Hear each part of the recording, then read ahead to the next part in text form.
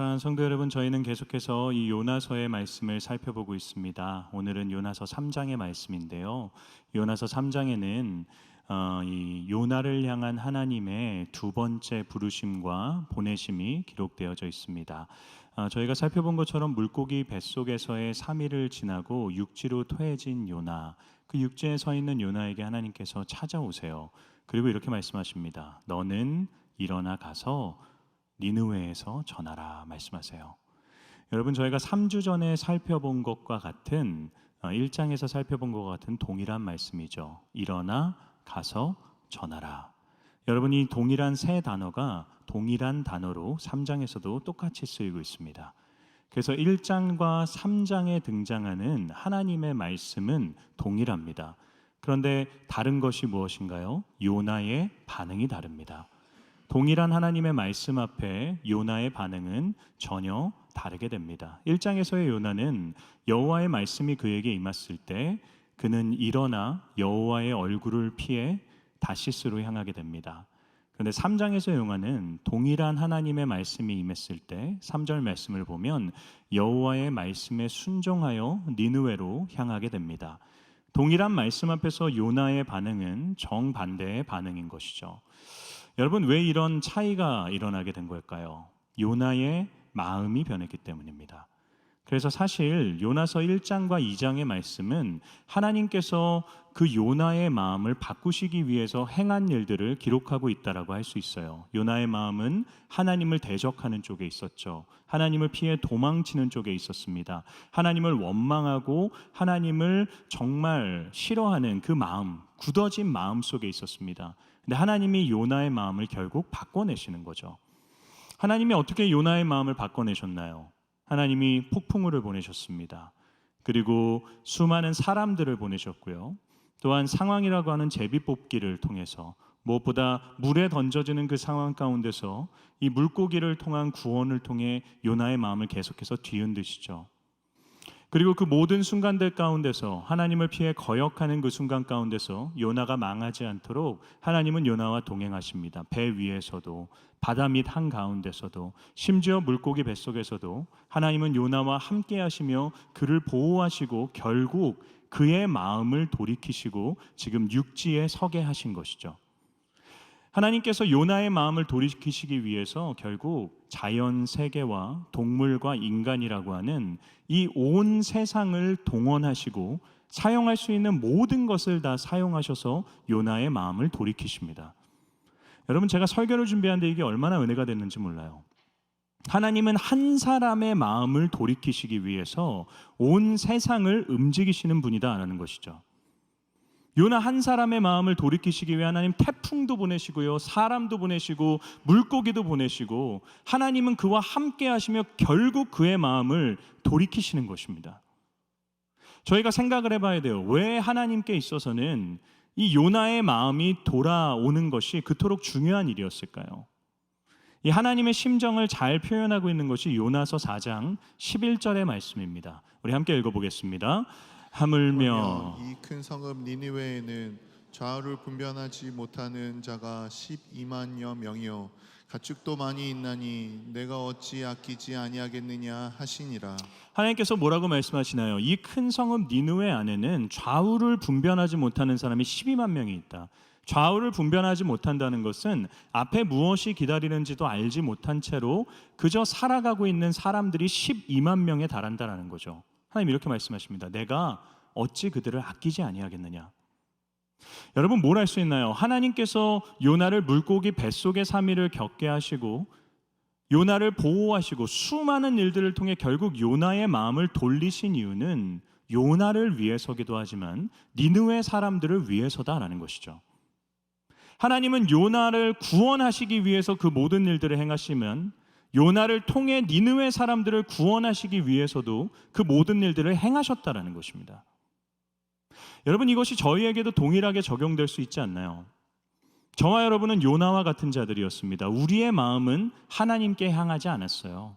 우리의 마음은 하나님이 아니라 하나님이 미워하시는 곳에 끊임없이 있었습니다. 우리의 시선은 그곳에 있었어요. 우리의 마음은 딱딱한 돌과 같았습니다.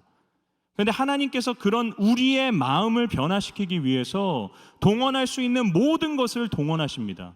그분이 무엇을 사용하시나요? 자기 아들의 목숨을 우리를 위해 내어주십니다. 말 그대로 모든 것을 다 내어주셨어요. 우리가 멸망의 길로 달려가니까 하나님의 뜻을 깨닫지 못하고 하나님이 우리에게 세우신 생명의 길이 아니라 멸망의 길로 끊임없이 달려가면서 하나님을 피하니까 그분이 그 멸망의 길에서 우리를 멈춰 세우시기 위해 자신의 아들의 목숨까지도 내어주셨습니다. 그런데 여러분, 우리는 그걸 깨닫지 못해요. 하나님 어떻게 하십니까? 때로는 폭풍우를 보내세요. 때로는 사람을 보내셨습니다. 때로는 부인할 수 없는 제비뽑기라는 상황을 통해서 깨닫게 하시고요. 때로는 극적인 구원, 물고기를 통해서 우리의 삶에 끊임없이 말씀하세요. 무엇보다 성령을 우리 가운데 보내주셔서 우리 안에서 예수 그리스도를 믿는 믿음을 허락하십니다.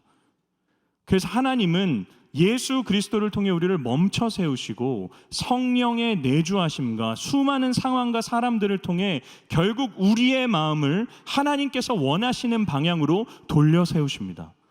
그 이유는 단순히 우리의 구원을 누리기 위해서가 아니라 우리를 통해 누군가를 구원하시기 위해서다라는 거죠.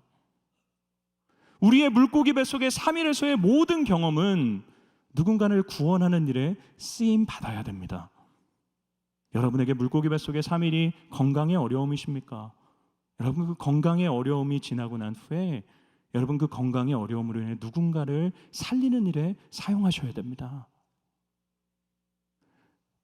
여러분, 하나님은 끊임없이 물고기 뱃속의 3일을 우리를 통해 누군가를 구원하시길 원하십니다. 그게 하나님의 방법이에요. 여러분, 하나님은 요나를 물고기 뱃속에서 토해내고 육지에 서게 하신 후에 너가 그 육지에서 편안하게 살아라라고 하지 않으세요. 어떻게 하십니까? 일어나 니느웨로 가서 전하라 말씀하십니다. 하나님이 저와 여러분에게도 동일하게 말씀하세요. 너는 일어나 니느웨로 가서 전하라. 저와 여러분의 니느웨는 어디입니까? 저와 여러분이 구원받은 자로서 이제 구원을 선포해야 되는 니느웨는 어디입니까? 저 멀리 있는 먼 선교지가 아닙니다. 우리가 살아가고 있는 우리의 일상입니다. 우리의 일상은 하나님의 인도하심의 결과물이죠. 내가 지금 이곳에 있는 것은 하나님이 내 인생을 이끄셨다라고 하는 반증인 것이죠. 하나님이 그곳에 나를 보내신 이유와 뜻이 있어요. 물론 나의 일상이 전혀 내가 원하고 계획했던 일상이 아닐 수 있습니다. 어쩌면 내가 살아가고 있는 나의 일상이 생각만 해도 분노가 치밀어 오르고요. 생각만 해도 나를 두렵게 하고 절망 가운데 빠뜨리는 일상일 수 있어요. 요나에게 그 니느웨가 그렇지 않았을까요? 여러분, 요나는 한 번도 니느웨에 있기를 원했던 적이 없어요. 그의 인생의 계획 속에 니느웨는 없었습니다. 니느웨는 요나가 생각만 해도 그를 두렵게 만드는 곳이었고 그를 정말로 분노하게 만드는 곳이었습니다. 그러나 분명한 것은 니느웨는 오직 하나님께서 요나에게 맡기신 요나의 사명지였다라는 것이죠. 요나 외에 다른 누구도 니느웨에 가서 복음을 전하는 일로 부름받지 않았습니다. 그 니느웨는 오직 하나님께서 요나에게만 맡기신 요나의 사명지인 것이죠. 여러분, 하나님께서 저와 여러분에게도 동일하게 일하세요. 우리가 살고 있는 일상이 때로는 내 계획과 내가 원하던 일상이 아닐 수 있어요. 나를 분노케 하고 나를 두렵게 만드는 일상일 수 있습니다. 그러나 하나님이 나를 그곳에 있게 하신 것은 그 일상을 오직 나만의 사명의 자리로 허락하신 것입니다. 누구도 나의 일상에서의 하나님의 뜻을 이루는 일을 대신해 줄 수 없습니다. 그래서 저와 여러분 모두는요, 요나처럼 하나님 아버지께 사명자로 부름받은 사람들입니다. 저 같은 목회자나 또는 저 멀리 어디 해외에서 주의 복음을 전하는 선교사들만 하나님께 부름받은 사명자들이 아닙니다. 우리가 생캔 기간에 배웠죠. 우리 모두는 세상으로부터 부름받은 하나님의 백성이고 세상으로 보냄을 받은 그리스도의 제자입니다. 하나님께서는 저와 여러분 모두를 우리 각자의 일상이라고 하는 선교지로 보내시는 거예요. 내가 살아가고 있는 나의 삶의 현장은 하나님이 오직 나에게만 맡겨주신 나의 니느웨이자 나의 사명의 자리이자 나의 선교지입니다. 그곳에서 우리 모두는 그리스도를 전하는 선교사로서의 사명을 부여받은 것이죠. 여러분, 제가 교회로 나올 때마다 저 늘 이런 생각을 갖습니다. 제가 이 교회에 있는 순간까지 범어교회는 하나님께서 저에게 맡겨주신 선교지입니다. 그래서 여러분, 제 집무실에 문을 열잖아요. 그러면 가장 먼저 이런 액자가 걸려져 있어요. 한번 보여주시겠어요? 이곳이 예배의 처소가 되게 하소서. 제가 처음 이 문장을 보고 너무 설레었어요. 이곳이 예배의 처소가 되게 하소서. 저는 제가 있는 집무실이 단순히 제 업무를 대하는 곳이라고 생각하지 않아요. 저는 이곳이 하나님을 예배하고 하나님을 전파하고 하나님의 일을 하는 곳이다라고 생각합니다. 그래서 집무실에 찾아오는 모든 분들, 교회로 나오는 모든 분들이 저에게는 선교의 대상이에요. 예수님을 믿는 분들이 있다면 저는 늘 이분의 신앙의 성숙에 관심이 있어요. 그분과 대화를 하면서 이분은 왜 이렇게 초보적인 신앙에 머물러 있지? 이분의 신앙이 성장해야 되는데 저는 그거에 관심이 있습니다. 교회에 나와왔는데 예수님을 알지 못하는 분들이 계세요. 그럼 저는 그들에게 그리스도의 복음을 선포함으로써 그들이 예수 그리스도를 믿는 구원에 이르게 되는 일에 관심이 있습니다. 이 교회 안에 있는 모든 사람들은 저의 선교의 대상이에요. 사랑하는 여러분, 하나님이 여러분의 일상을 선교지로 허락하셨습니다. 내가 예수님을 믿었다는 것은 내가 예수님을 믿고 난 후에 이제 앞으로의 내 삶이 정말 인도자가 있는 인생, 편안하고 기쁘고 정말 모든 것이 합력하여 선을 이루는 나의 인생에 어떤 의지할 분이 계시다는 것을 의미하기도 해요. 그러나 그것만을 의미하지 않습니다. 하나님 우리에게 끊임없이 보게 하세요. 끊임없이 사람을 보게 하세요. 끊임없이 니느웨로 나아가라고 하십니다. 그래서 여러분, 하나님은 오늘도 요나에게 하셨던 말씀을 우리에게도 동일하게 하십니다. 우리 2절 말씀 한번 읽어볼까요? 2절입니다. 시작. 일어나 저 큰 성읍 니느웨로 가서 내가 내게 명한 바를 그들에게 선포하라 하신지라. 여러분, 하나님 뭐라고 하시나요? 내가 내게 명한 바를 그들에게 선포하라. 사랑하는 여러분, 우리는 일어나야 됩니다.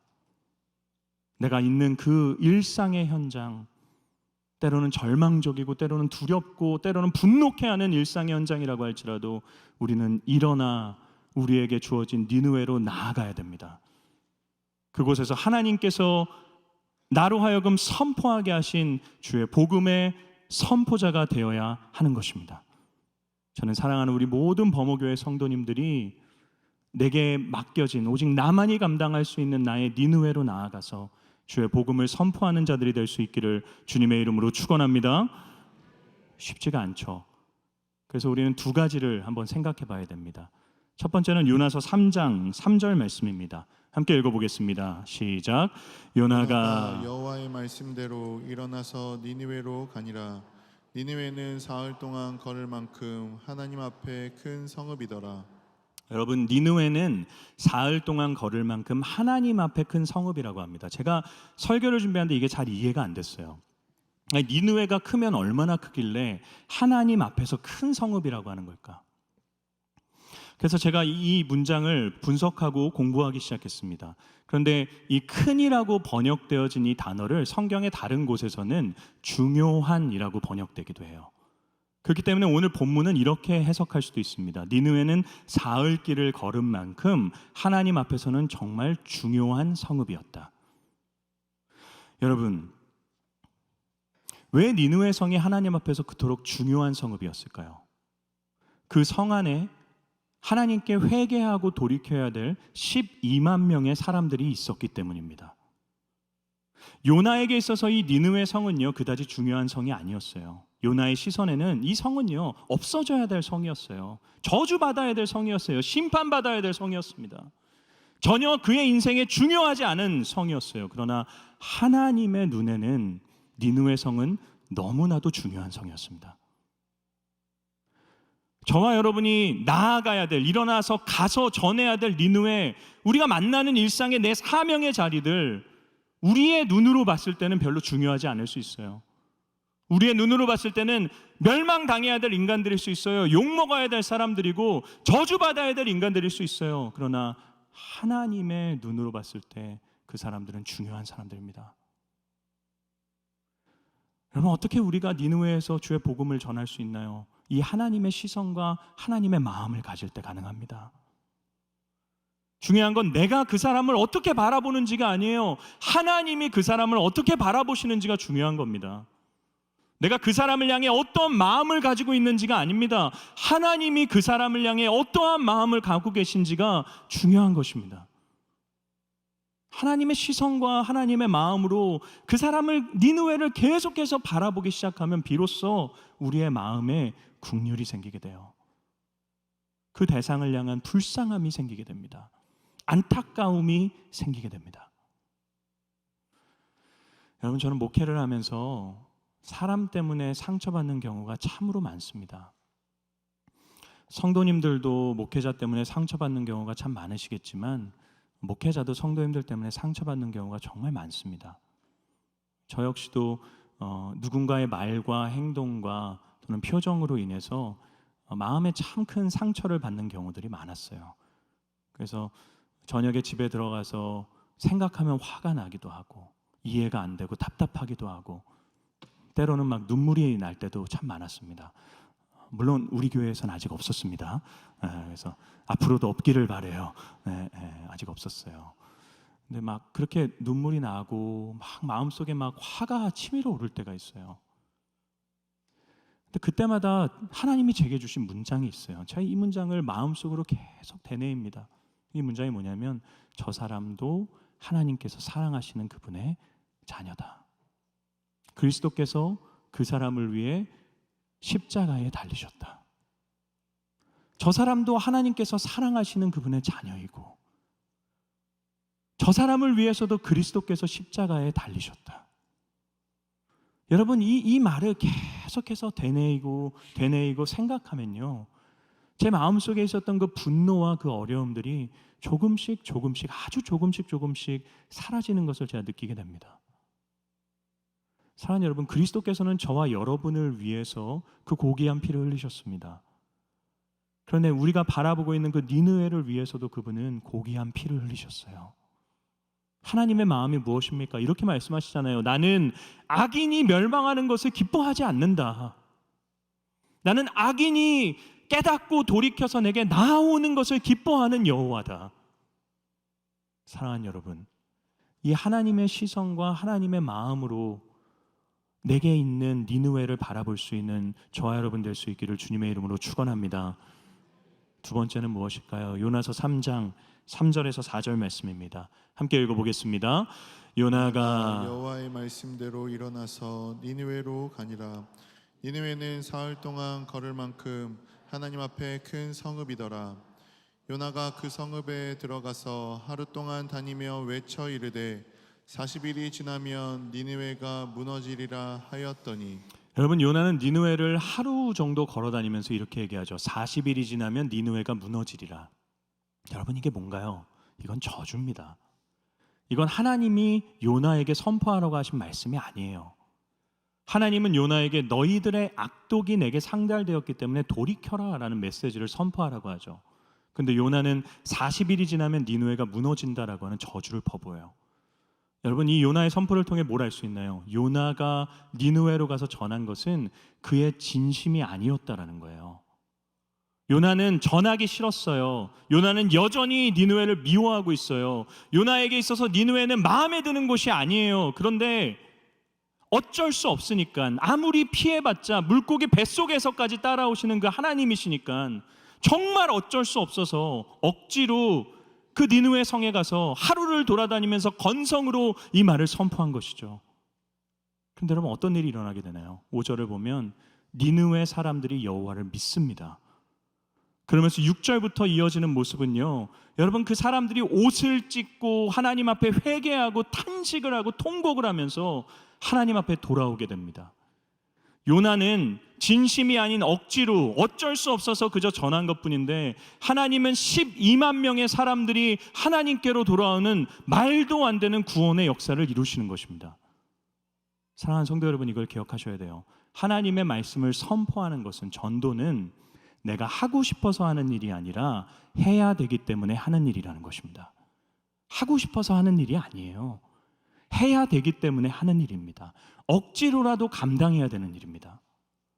여러분 혹시 전도하시면서 막 기쁘고 행복한 분 계세요? 제가 한 전도 세미나를 갔었는데 거기서 한 분이 자기는 전도할 때마다 너무 행복하다는 거예요. 그래서 자기의 유일한 취미가 전도라고 하십니다. 이런 분들은 특별한 분들이에요. 저와 여러분 같은 평범하고 보통의 사람들은요, 이 전도하는 것, 주의 말씀을 선포하는 게 상당히 부담스럽습니다. 마음에 불편함이 있어요. 마음에 두려움이 있어요. 그래서 제가 사명과 전도에 대한 설교를 할 때마다 분위기가 이런 것입니다. 아무도 원래도 아멘은 안 하시지만 더더욱 아멘을 하지 않으세요. 아멘하면 내가 코 깰 것 같아서 어떻게든 입을 꽉 다물고 계십니다. 부담되기 때문이죠. 부담되는 거예요. 마음에 불편함이 있어요. 근데 여러분, 그럼에도 불구하고 제가 끊임없이 이런 메시지를 선포하고, 그럼에도 불구하고 우리가 니느웨를 향해 일어나 가야 되는 이유가 무엇 때문입니까? 그게 우리의 사명이기 때문이에요. 여러분, 사명이 행복하고 즐거우면 얼마나 좋겠습니까? 그런데 때로는 사명은 행복하고 즐겁지 않아요. 행복하고 즐겁지 않더라도 감당해야 되는 것이 사명인 것이죠. 감사한 것은 무엇입니까? 우리의 진심이 담겨 있지 않을 수 있어요. 우리가 완전하게 하나님이 원하시는 것을 깨닫지 못하고 전하지 못했을 수 있어요. 그러나 하나님은 그런 선포를 통해서도 구원을 이루시는 능력의 하나님이시라는 것이죠. 여러분, 요나서 3장 7에서 9절 말씀 한번 읽어볼까요? 읽겠습니다. 시작. 왕과 그의 대신들이 조서를 내려 니느웨에 선포하여 이르되 사람이나 짐승이나 소떼나 양떼나 아무것도 입에 대지 말지니 곧 먹지도 말 것이요 물도 마시지 말 것이며 사람이든지 짐승이든지 다 굵은 베옷을 입을 것이요 힘써 하나님께 부르짖을 것이며 각기 악한 길과 손으로 행한 강포에서 떠날 것이라. 하나님이 뜻을 돌이키시고 그 진노를 그치사 우리가 멸망하지 않게 하시리라. 그렇지 않을 줄을 누가 알겠느냐 한지라. 여러분, 이 말을 누가 한 거였나요? 니느웨 성의 왕이 했습니다. 그런데 여러분, 이 말을 원래 누가 했어야 되는 말인가요? 요나가 했어야 되는 말이에요. 이게 정확한 하나님의 뜻이었습니다. 요나가 했어야 되는 말이에요. 그런데 요나는 하지 않습니다. 요나는 저주를 해요. 그냥 억지로 해야 될 일을 해요. 근데 여러분, 요나가 했어야 되는 말, 하나님의 그 마음을 니느웨 왕, 하나님에 대해 알지도 못하고 하나님께 부름받은 적도 없는 그 사람이 사람들에게 전합니다. 이게 어떻게 가능했나요? 하나님께서 그의 마음에 깨닫게 하신 것입니다. 사랑하는 여러분, 우리는 진심이 아닐 수 있어요. 우리는 완전하지 않을 수 있습니다. 그러나 하나님은 그 선포를 통해서도 일하십니다. 여러분, 우리가 진심이어야지, 더 나아가 우리가 완전해야지 누군가가 구원받는다고 생각하는 것도 일종의 교만입니다. 우리가 진심이어봤자 얼마나 진심일 수 있겠어요? 우리가 하나님을 알아봤자 얼마나 알 수 있겠습니까? 우리가 완전해봤자 얼마나 완전할 수 있겠어요? 나의 삶을 통해 주님을 어떻게 드러낼 수 있습니까? 우리는 불완전한 존재들입니다. 내 삶을 통해 하나님을 드러낸다는 그 순간까지 내가 입을 떼지 않으면요, 우리는 평생 드러낼 수 없는 불완전한 자들이에요. 그런데 여러분, 우리가 그렇게 불완전해도요, 우리가 그렇게 형편없어도요, 우리가 억지로 하는 거다라고 하더라도 우리가 선포하면 하나님은 일하십니다. 그래서 여러분, 전도는 기술의 영역이 아니에요. 전도는 순종의 영역입니다. 성공하는 전도법 세미나를 따라다닐 필요가 없어요. 성공하는 전도법이 어디 있습니까? 무슨 공식도 아니고. 우리가 해야 되는 것은 그럼에도 불구하고 내가 너무 화가 나고 내가 너무 두렵고 내 마음에 너무 큰 부담이 되고 나의 모습이 부끄럽고 내가 어떤 띠와 상관없이 그럼에도 불구하고 주의 복음을 전하는 것입니다. 그러면 하나님이 그 후의 일들을 이루어 가시는 거예요. 사랑하는 성도 여러분, 무엇 때문에 머뭇거리고 계십니까? 무엇 때문에 여러분 지금 멈춰서 계십니까? 여러분 주변에 니느웨가 있습니다. 여러분의 가족들이 있고 여러분이 만나는 직장 동료가 있고 여러분 주변에 사람들이 있습니다. 복음화율이 7% 미만이라고 하는 이 대국 가운데 여러분 주변에 얼마나 많은 불신자들이 있습니까? 얼마나 많은 니느웨가 있습니까? 하나님 오늘도 우리에게 말씀하세요. 너는 일어나 가서 전하라. 그러면 내가 다 할 것이다. 저는 저와 여러분이 이 하나님 아버지의 시선을 가지고 하나님 아버지의 마음을 가지고 끝까지 내 앞에 있는 니느웨를 향해서 나아가 주의 복음으로 사람을 살리는 데 쓰임받는 자들이 되기를 주님의 이름으로 축원합니다.